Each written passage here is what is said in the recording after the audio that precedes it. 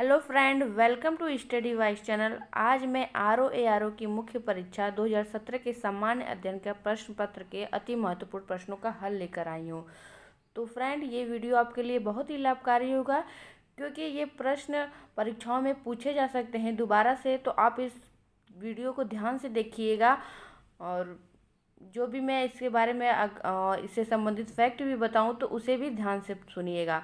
तो चलिए फ्रेंड, शुरू करते हैं। शुरू करने से पहले यदि आप मेरे चैनल पर नए आए हैं तो मेरे चैनल को सब्सक्राइब कर दीजिएगा और बेल आइकन दबा दीजिएगा क्योंकि मैं ऐसे ही महत्वपूर्ण वीडियो डालती हूं जो आपके लिए बहुत ही लाभकारी होती है। तो आप इस वीडियो का समय पर लाभ उठा पाएंगे और यदि वीडियो अच्छी लगे तो लाइक और शेयर भी कर दीजिएगा। तो चलिए शुरू करते हैं। तो पहला प्रश्न है, किस अधिनियम के तहत ब्रिटिश संसद ने चाय और चीन के साथ व्यापार को छोड़कर ईस्ट इंडिया कंपनी के भारत के साथ व्यापारिक एकाधिकार को समाप्त कर दिया? तो 1813 के चार्टर एक्ट अधिनियम के तहत समाप्त कर दिया था व्यापार एकाधिकार। तो यहाँ ये भी जान लीजिए कि 1813 के चार्टर एक्ट से ही भारतीयों के शिक्षा के लिए 1 लाख रुपए का प्रावधान किया गया था। नेक्स्ट बढ़ते हैं अगले क्वेश्चन पे। अगला क्वेश्चन है, ब्रिटिश सरकार ने 16 अगस्त 1932 में सांप्रदायिक पुरस्कार की घोषणा की जिसके तहत प्रत्येक अल्पसंख्यक समुदाय के लिए विधानमंडलों में कुछ सीटें सुरक्षित की गई थी जिसके लिए सदस्यों का चुनाव पृथक निर्वाचक मंडलों से होना था। नेक्स्ट क्वेश्चन पे बढ़ते हैं। अगला क्वेश्चन है कि काल क्रमानुसार व्यवस्थित कीजिए। तो इसे व्यवस्थित करने के लिए आया था। तो नेहरू रिपोर्ट 1928 में हुआ था। अगस्त प्रस्ताव 8 अगस्त 1940 को प्रस्तावित हुआ था। क्रिप्स मिशन मार्च 1942 में बना और वेवेल योजना 14 जून 1945 में। तो इसे याद रखिएगा क्रम वाइज को क्योंकि काल क्रमानुसार व्यवस्थित करने के लिए ऐसे ही पूछा जाता है प्रश्नों को। नेक्स्ट देखते हैं। अगला क्वेश्चन है कि 1857 के विद्रोह पर लिखी गई पुस्तकें और उनके लेखक। तो the great rebellion Ashok Mehta की है। Civil rebellion in the Indian mutinies तो एस.बी. चौधरी की है। The Indian war of independence 1857 Vinayak Damodar Savarkar की है।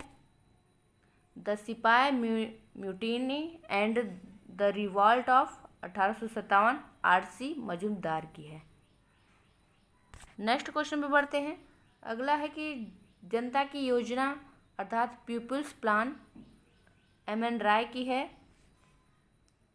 पीरपुर रिपोर्ट राजा मोहम्मद मेहंदी से संबंधित है। लाहौर प्रस्ताव फजलुल हक से संबंधित है। गांधीयन प्लान श्रीमन नारायण अग्रवाल से संबंधित है। तो इसे याद रखिएगा क्योंकि ऐसे मिलान करने के लिए या फिर ऐसे कथन कारण में भी दे सकते हैं। अगले क्वेश्चन में देखते हैं। अगला क्वेश्चन है, भारतीय जनसंघ 1951 में बना, भारतीय साम्यवादी दल 1925 में बना और AIADMK 1972 में बना।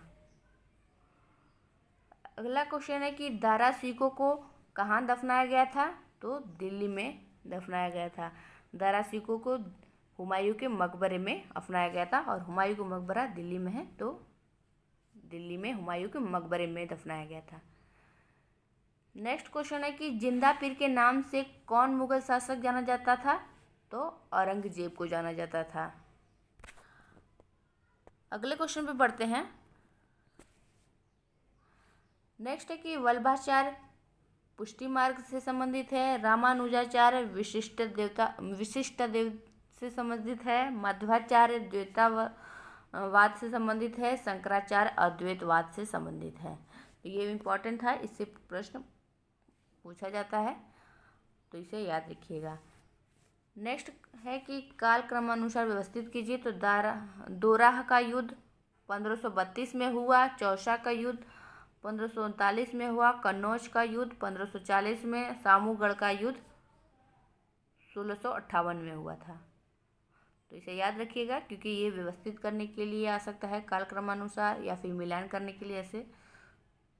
अगले क्वेश्चन में देखते हैं। तो बाबरनामा का अंग्रेजी अनुवाद किसने किया? तो लेडेन और रस्किन ने किया।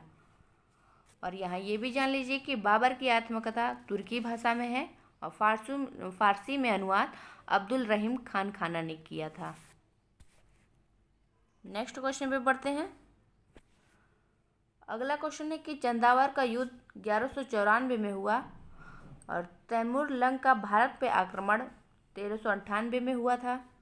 तालीकोटा का युद्ध 1565 में हुआ था और घाघरा का युद्ध 1529 में हुआ था।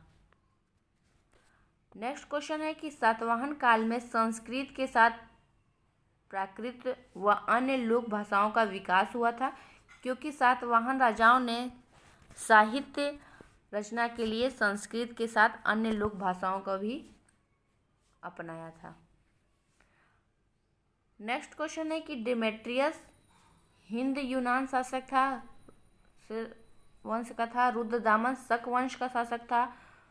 गोंडोफर्नीज पहलव वंश का शासक था और वेम कुषाण वंश के शासक थे। नेक्स्ट क्वेश्चन है कि मुगल काल में राजा बनाने वाले कौन थे? तो अब्दुल्ला खान तथा हुसैन अली थे।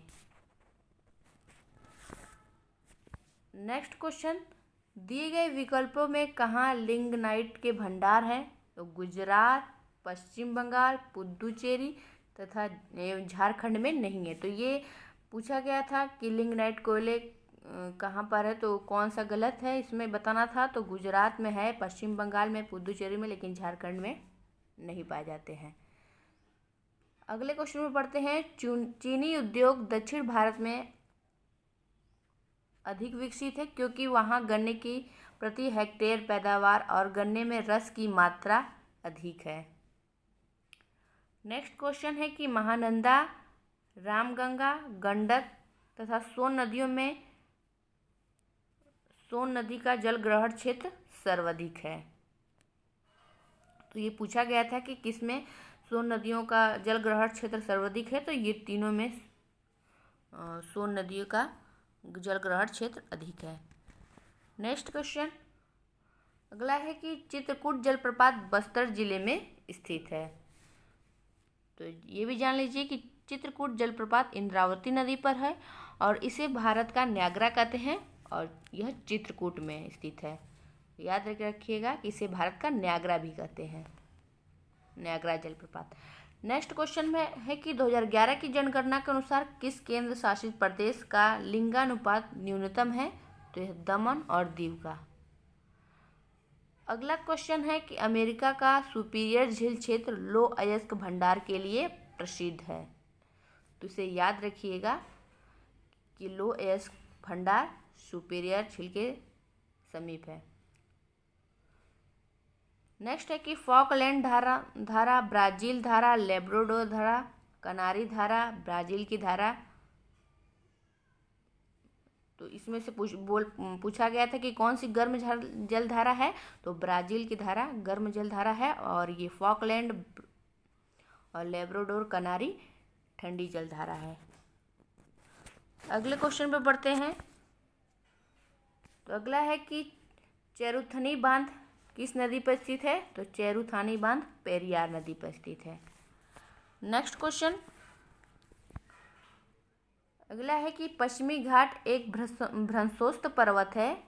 इसका पूर्वी ढाल क्रमशः नीचा होता हुआ पठार है और इसकी उत्तरी खंड बेसाल्ट लावा से आच्छादित है।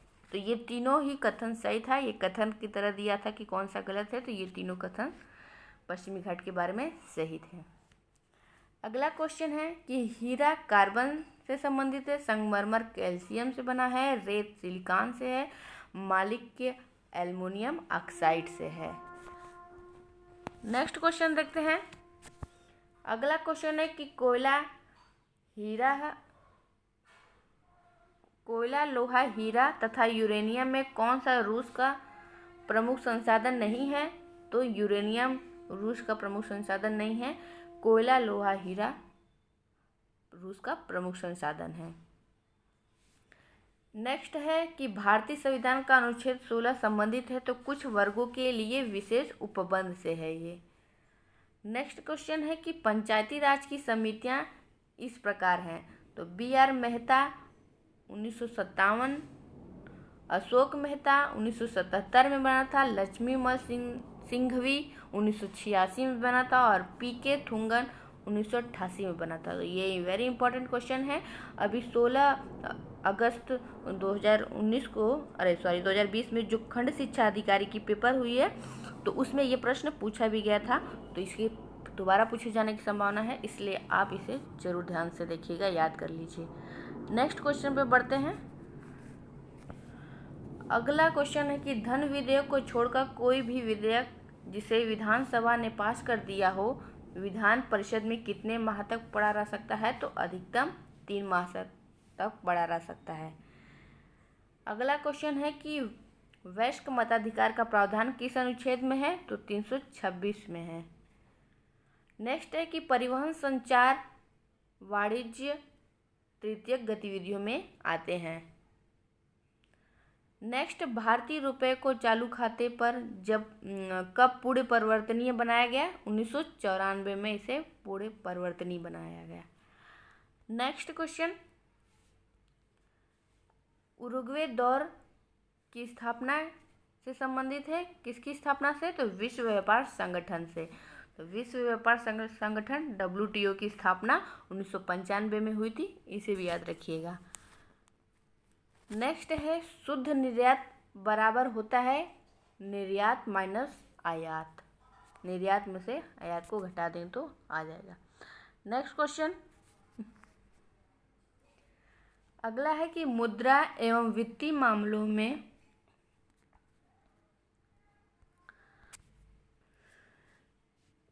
सरकार का वित्तीय सलाहकार एवं अभिकर्ता कौन होता है? तो रिजर्व बैंक ऑफ इंडिया होता है। तो रिजर्व बैंक की बात हो रही है तो RBI की स्थापना 1 अगस्त 1935 की हुई थी, जबकि राष्ट्रीयकरण 1 जनवरी 1949 को हुई थी, इसे भी याद रखिएगा। नेक्स्ट है कि खसरा, रेबीज, पोलियो, क्षय रोग में कौन विषाणु जनित नहीं है? तो क्षय रोग विषाणु जनित नहीं है, यह जीवाणु जनित है। क्षय रोग जिसे TB भी कहते हैं। नेक्स्ट है कि स्टेनलेस स्टील एक मिश्र धातु है, इसमें लोहे के साथ क्रोमियम मिलाया जाता है। नेक्स्ट है कि नाभिक के आकार की कोटि क्या है? तो 1×10⁻⁻15 मिनट। तो ये टाइप नहीं हो रहा था, तो ये इस तरह है, 1×10⁻⁻15 मीटर है। तो फ्रेंड ये मीटर है, शायद मैंने मिनट बोले थे, इसे मीटर याद रखिएगा। नेक्स्ट बढ़ते हैं अगले क्वेश्चन पे। अगला क्वेश्चन है, नाभिकीय ऊर्जा प्रायः किसका कारक है? तो उसमें प्रदूषण का। नेक्स्ट है, दूरदृष्टि दोष में प्रतिबिंब रेटिना के पीछे बनता है। तो यहाँ ये भी जान लीजिए कि दूरदृष्टि निवारण उत्तल लेंस का प्रयोग किया जाता है, क्योंकि उत्तल लेंस किरणों को सिकुड़कर रेटिना पर केंद्रित कर देता है, तो इसलिए इसे उत्तल लेंस का प्रयोग करते हैं इसमें। नेक्स्ट क्वेश्चन है कि ध्वनि की प्रबलता आयाम से मापी जाती है। अगला है कि वैज्ञानिक प्रबंधन का जनक तो F.W. टेलर हैं। नेक्स्ट है, कांच को गहरा नीला रंग कौन प्रदान करता है? तो कोबाल्ट ऑक्साइड। अगला है कि जैविक तथा अजैविक संगठकों के मध्य बिचौलिया कौन है? तो उत्पादक है। तो यहाँ ये भी जान लीजिए कि पौधे मिट्टी आदि कार्बोहाइड्रेट बनाते हैं जो जीवों को प्राप्त होता है, और इस प्रकार पौधे उत्पादक जैविक और अजैविक के बीच संयोजक हैं। तो फ्रेंड इसे याद रखिएगा कि पौधे मिट्टी आदि से कार्बोहाइड्रेट बनाते हैं जो जीवों को प्राप्त होता है, और इस प्रकार पौधे या उत्पादक जैविक तथा अजैविक के बीच संयोजक होते हैं। अगला क्वेश्चन है कि उत्तर प्रदेश राज्य चर्म विकास एवं विपणन निगम आगरा में स्थित है। नेक्स्ट है कि भारतीय सब्जी अनुसंधान संस्थान वाराणसी में स्थित है। तो फ्रेंड ये भी देखिए खंड शिक्षा अधिकारी परीक्षा में इस बार आया था, तो इसे भी याद रखिएगा। नेक्स्ट है कि आल्हा एक लोकप्रिय संगीत बुंदेलखंड का है। नेक्स्ट है कि उत्तर प्रदेश में नॉलेज पार्क नोएडा में ग्रेटर नोएडा में स्थित है, तो इसे याद रखिएगा, वेरी इंपॉर्टेंट, ग्रेटर नोएडा में है उत्तर प्रदेश नॉलेज पार्क। अगला क्वेश्चन है कि उत्तर प्रदेश में कृत्रिम अंग निर्माण निगम कानपुर में स्थित है, इसे भी याद रखिएगा। अगला है कि उत्तर प्रदेश में सुरमा उद्योग बरेली में स्थित है।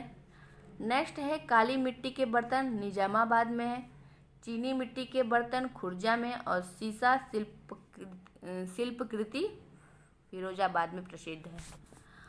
नेक्स्ट है कि थारू जनजाति दीपावली का त्यौहार, यहाँ पे टाइप नहीं हुआ है फ्रेंड, यहाँ पे होगा, शोक के रूप में मनाती है। नेक्स्ट क्वेश्चन पे बढ़ते हैं। अगला है कि लखनऊ महानगर को अस्फाउद्दौला ने नियोजित तरीके से विकसित किया और ब्रिटिश काल में हरकोर्ट बटलर ने इसके सुसंगठित विकास पर ध्यान दिया, सुगठित पे। तो इन दोनों ने लखनऊ महानगर को बसाने में विशेष योगदान दिया है, अस्फाउद्दौला और हरकोर्ट बटलर ने। नेक्स्ट है नागालैंड 1963 में बना, झारखंड 2000 में, तेलंगाना 2014 में और सिक्किम 1975 में राज्य बना।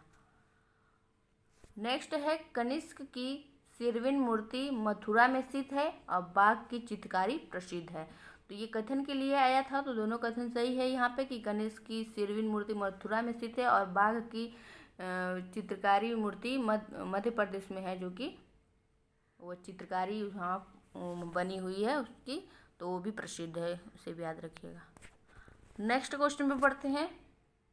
तो इंदु प्रकाश एमजी रनाडे से संबंधित है, नेटिव ओपिनियन बीएन मांडलिक से संबंधित है, इंडियन मिरर देवेंद्रनाथ टैगोर की है। नेक्स्ट है कि यास्क निरुक्त राय की रचना है, कात्यायन वर्तिका की रचना। तो ये यास्क निरुक्त राय से संबंधित है, कात्यायन वर्तिका से संबंधित है। तो फ्रेंड इसे याद रखिएगा, ऐसे प्रश्न पूछे जाते हैं। तो यास्क की रचना निरुक्त राय ने की थी और कात्यायन की रचना, तो फ्रेंड इसे याद जरूर रखिएगा कि यास्क ने निरुक्त की और कात्यायन ने वर्तिका की रचना की थी। नेक्स्ट क्वेश्चन पे बढ़ते हैं। तो भारत एवं एशिया का प्रथम डॉल्फिन शोध केंद्र पटना में स्थित है। नेक्स्ट है बंगाली समाचार पत्र सुरेंद्रनाथ बनर्जी की है, बंगवासी जोगेंद्र नाथ बोस की है, वंदे मातरम अरविंद घोष की है और अमृत बाजार पत्रिका मोतीलाल घोष से संबंधित है। तो ये कुछ महत्वपूर्ण इंपॉर्टेंट प्रश्न थे जो परीक्षा में आए थे, उनमें से मैंने कुछ प्रश्नों को ही छांट के लाई हूँ जो बहुत ही महत्वपूर्ण थे। तो आप इन प्रश्नों को जरूर याद रखिएगा और यदि वीडियो अच्छी लगे तो लाइक और शेयर भी कर दीजिएगा और यदि चैनल को सब्सक्राइब नहीं किए हैं तो प्लीज़ सब्सक्राइब भी कर दीजिएगा। वीडियो देखने के लिए आपका बहुत बहुत धन्यवाद।